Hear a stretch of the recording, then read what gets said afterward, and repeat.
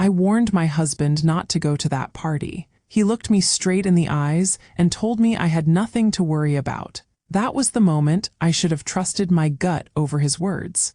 Zara had been married to Malik for 7 years. 7 years of building something real, a home on the north side of Chicago, a savings account they both contributed to, a life that looked solid from the outside. She was not the kind of woman who scared easily. She was not the kind of woman who made scenes. But she was also not the kind of woman who ignored the feeling sitting low in her chest like a stone that would not move.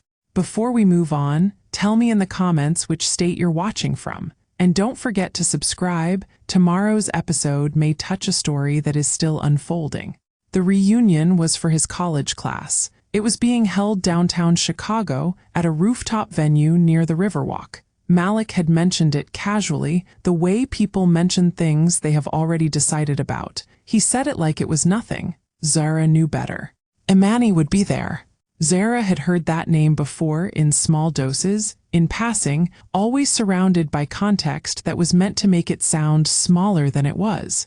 An old girlfriend, someone from before, someone who, according to Malik, meant absolutely nothing anymore.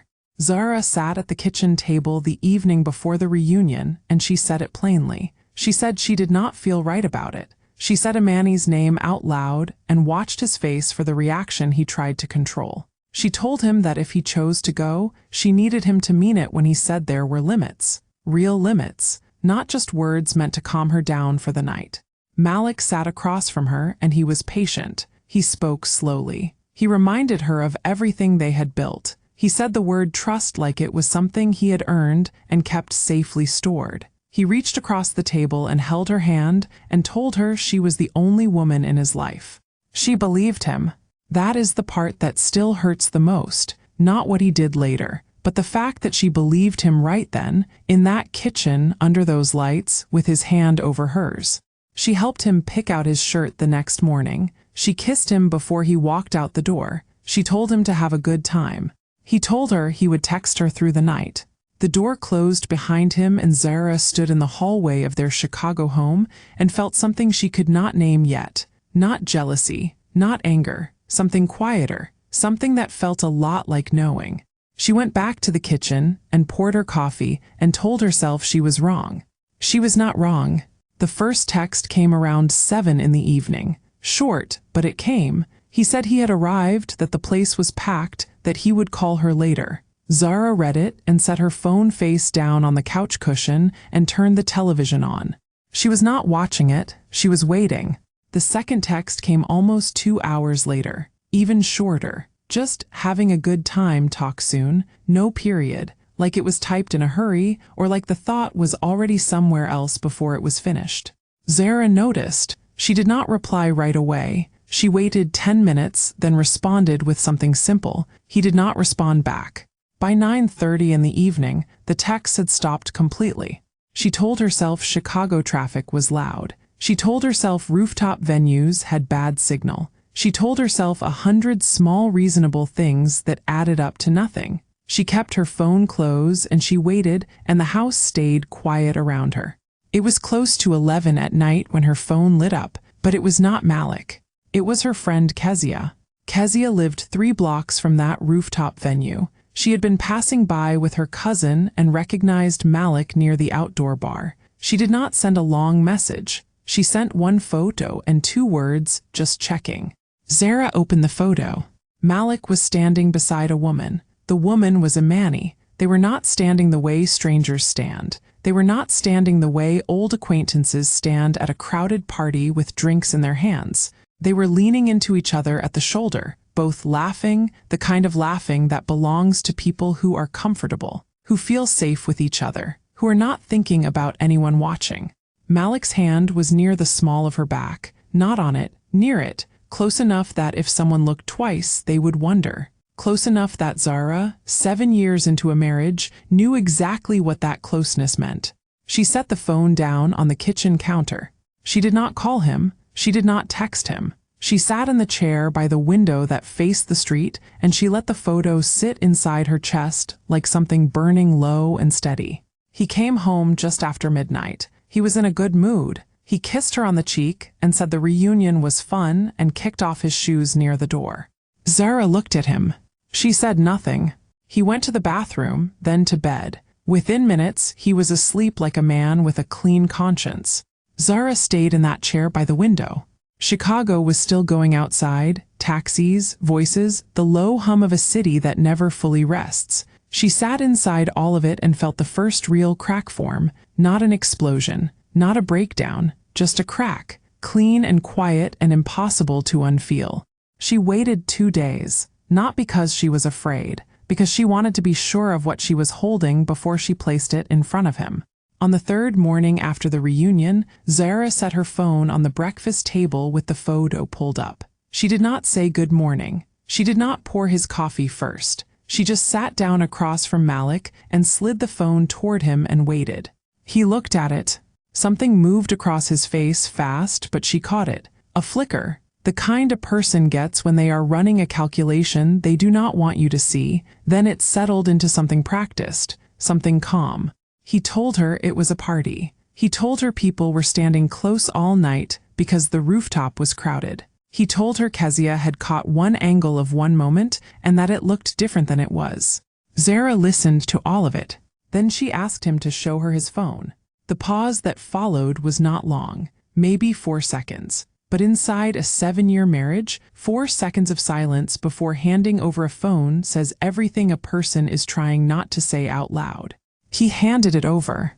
She went to the messages. She typed in the name, and there was nothing there. The thread was empty. Not a single message. Not from that night, not from before, not from years ago when Zara had once asked about Imani the first time, and Malik had said they barely kept in touch. She looked up at him. He said he deleted old threads, sometimes to free up space on his phone. He said it casually, like a man explaining something obvious to someone who did not understand technology. Zara placed the phone back on the table between them. Here is what she did not do. She did not raise her voice. She did not cry. She did not ask him again, because she understood something in that moment that changed the shape of everything. It was not the photo that broke her trust. It was not the closeness or the laughter or the hand near Imani's back. Those things hurt, yes. But what broke something deeper, something structural, was this: he had 2 chances to be honest. When she asked him the night before the party, and again right now at this table.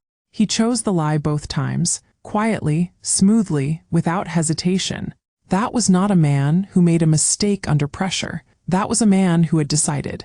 She stood up from the table, picked up her coffee cup, and walked to the kitchen sink. She rinsed it slowly. She heard him behind her, saying her name, offering more explanation. She turned off the faucet. She said, "I need some air." And she picked up her keys and walked out the front door of their Chicago home into the gray morning, and she did not look back at him standing in the hallway. The door closed softly behind her. That softness was intentional. There is a specific kind of grief that does not announce itself. It does not knock you flat. It does not make you scream into a pillow or call your mother sobbing at 2 in the morning. It arrives quietly, like a shift in whether you feel in your joints before you see it in the sky. It settles in, and it makes itself at home. That was what Zara felt in the days following the breakfast table moment. She went to work. She came home. She cooked dinner some nights and ordered in on others. She slept on her side of the bed and Malik slept on his, and they moved through their Chicago home like 2 people sharing a space without truly occupying it together. She was polite. She was present, but something behind her eyes had gone very still. She started watching things she had stopped watching years ago, small things. She noticed that when she asked Malik direct questions, he answered the edges of them instead of the center. She noticed that he kept his phone angled slightly away when he sat beside her on the couch. Not dramatically, not in a way that screamed guilt, just enough, just the kind of degree that a wife who was not paying close attention would never catch. Zara was paying close attention now. She also noticed what he did when he felt her pulling back. He became warmer. He asked about her day with more interest than usual. He refilled her water glass without being asked. He touched her shoulder lightly when he passed through the kitchen. These were not the gestures of a guilty man overcompensating loudly. They were the gestures of a man who understood his wife well enough to know exactly how much softness was required to keep her from walking out. That understanding, that calculation, bothered her more than anything else. Because it meant he knew her. He knew her well, and he chose to use that knowledge to manage her instead of to come clean with her. There is a particular kind of disrespect that lives inside that choice. It is not loud. It does not leave a mark you can point to. But it is there, and once you see it clearly, you cannot make yourself unsee it. Zara sat with all of this.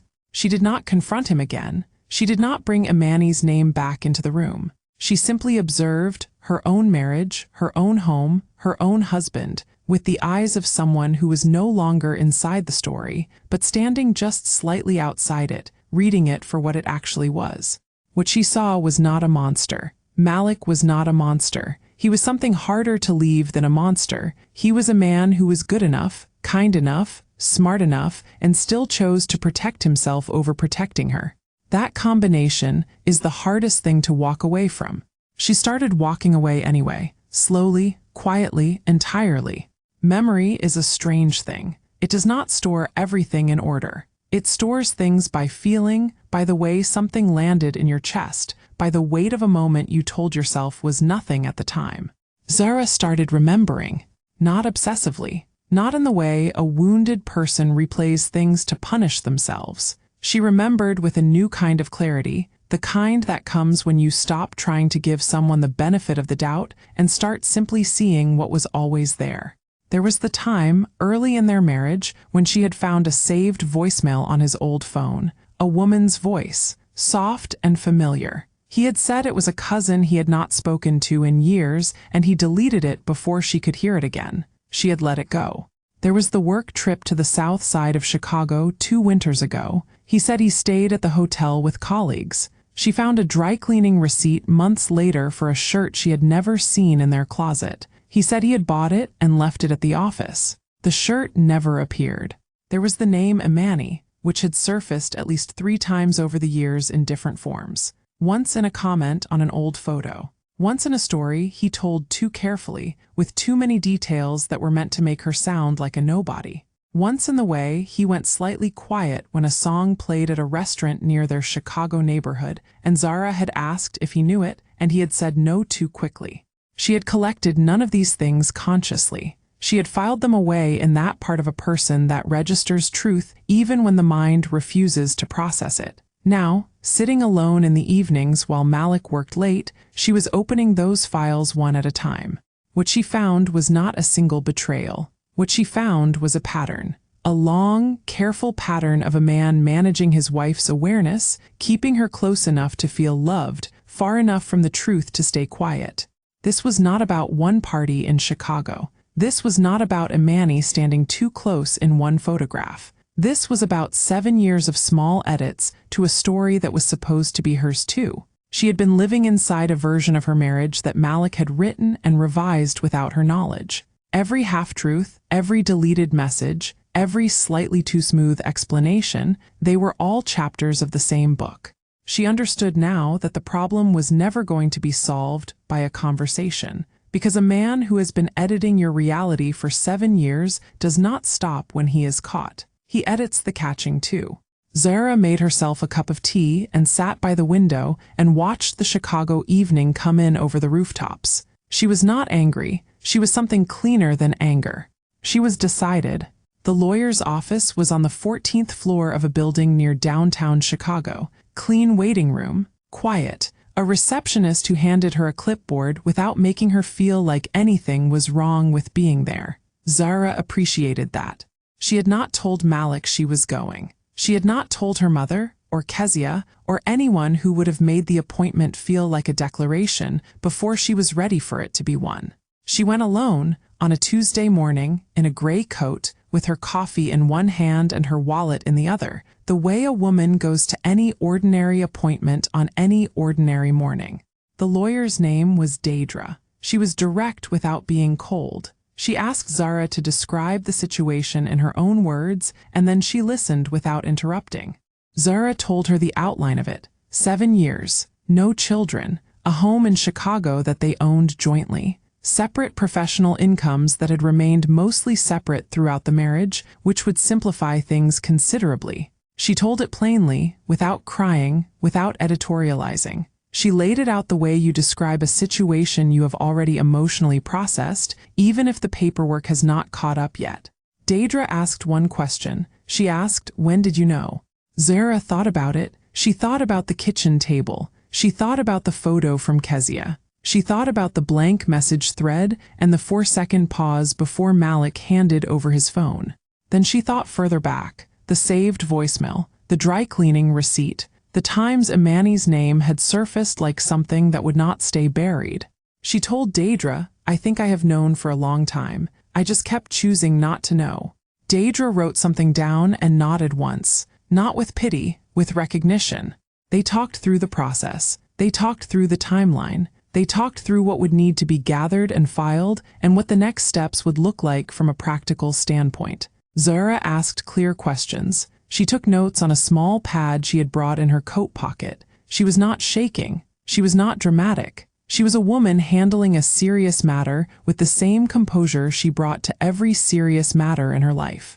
When the meeting was over, she rode the elevator down alone. She stepped out onto the Chicago sidewalk and stood for a moment in the cold air. People moved around her in both directions. The city did not care what she had just done. The city did not stop for her grief or her clarity or the particular kind of quiet courage it had taken to sit in that office and say the words out loud to a stranger.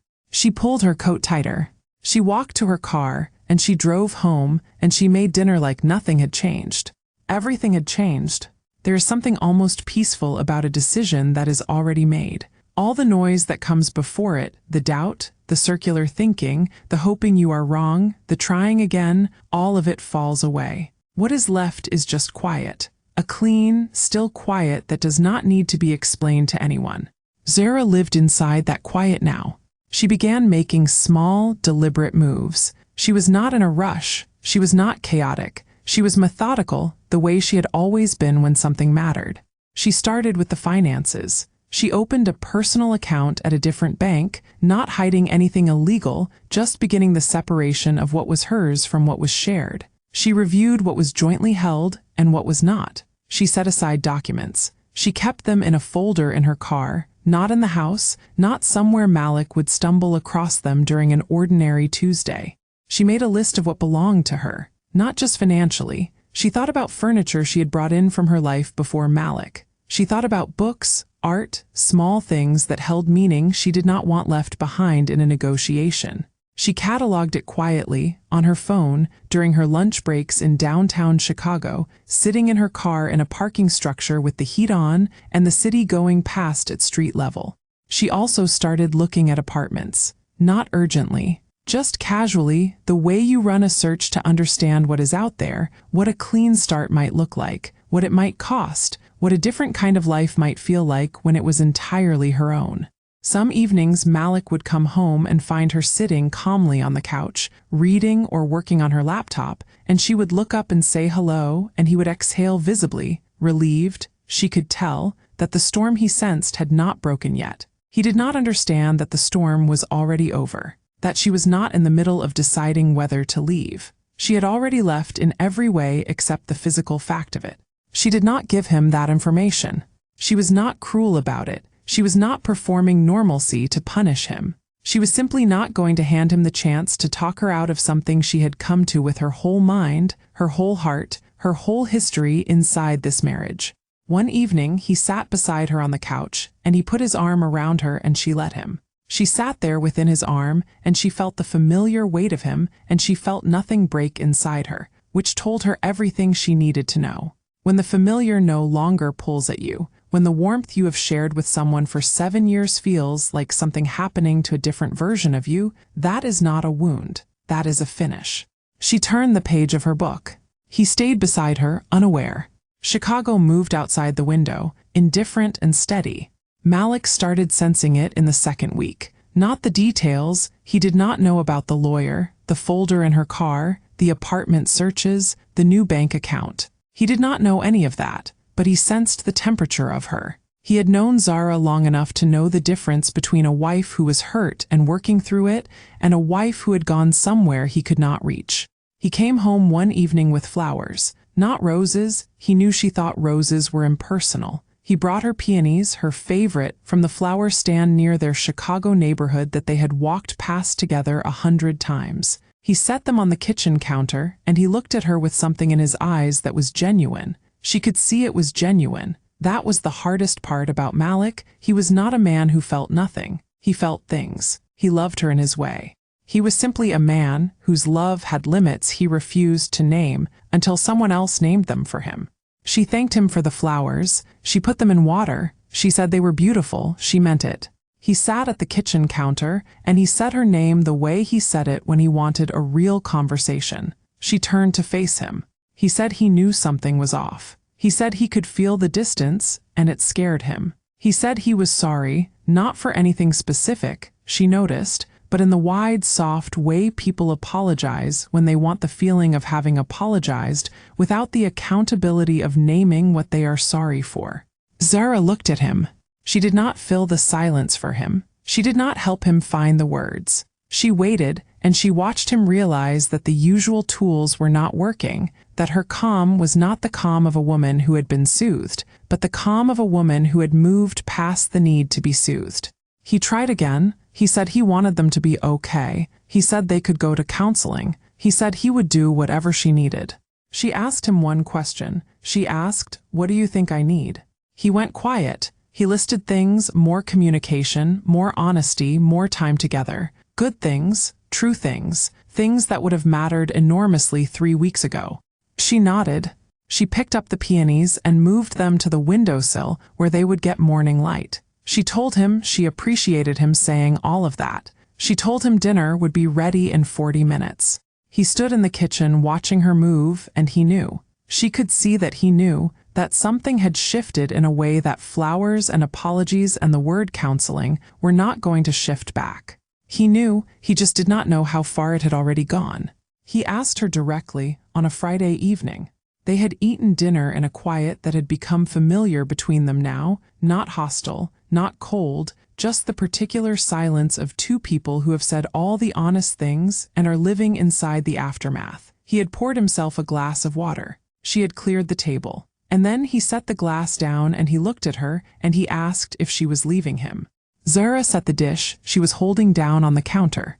She turned around and she looked at him, really looked at him, the way she had not allowed herself to in weeks, because looking at him fully still made her feel the 7 years, still made her feel the apartment they had first shared on the east side of Chicago, still made her feel every ordinary morning and every hard night and every moment she had chosen him. She let herself feel all of that for just a moment. Then she answered him. She did not say yes. She did not say, "I am leaving you." She said something more honest than that. She said, "I already left. I left the morning you handed me your phone and I saw that empty thread and your face did not change. That was when I left. Everything since then has just been me finishing the paperwork." Malik did not speak. She continued. She told him it was not about Imani. She told him she was a grown woman who understood that people have histories and that a photograph at a party was not grounds for ending a marriage. She told him what actually ended it. She said, "You had every chance to tell me the truth, and every single time, you chose a version that protected you. Not us. You." He started to speak. She raised one hand, not unkindly, just firmly, and he stopped. She told him that she did not need him to explain anymore. She told him she did not need him to apologize anymore. She said the most important thing she needed, she had already given to herself, and that was the decision to stop accepting edited versions of her own life. He sat at the kitchen table of their Chicago home, and he looked like a man who had been certain he could fix something, and had just understood that the window for fixing it had closed while he was still looking for the right words. She told him she would be moving out within the month. She told him the lawyer's name. She told him everything would be handled cleanly and fairly, and that she did not want a war, just an ending. Then she turned back to the sink, and she finished washing the dishes. He sat behind her in silence for a long time.